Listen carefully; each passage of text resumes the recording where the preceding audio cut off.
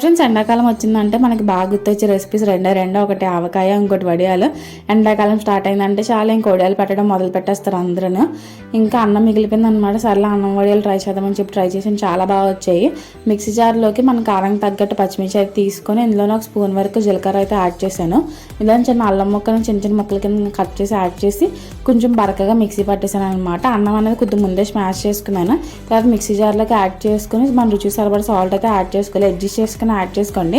Salt అనేది మళ్ళీ మనకి ఎండిపోయిన తర్వాత కొంచెం ఎక్కువగా అనిపిస్తుంది, అందుకే కొంచెం తక్కువ యాడ్ చేసుకోండి. మూత పెట్టుకొని కొంచెం వాటర్ అయితే కావాలనుకుంటే యాడ్ చేసి మూత పెట్టి మొత్తం మిక్సీ పట్టేసుకోవాలి. ఒక 3 to 4 days ఎండలో చూపిస్తున్న విధంగా చిన్న చిన్న వడియాల్లో పెట్టేసుకొని ఎండబెట్టుకుంటే సింపుల్గా అన్నం వడియాలు రెడీ అయిపోయాయి.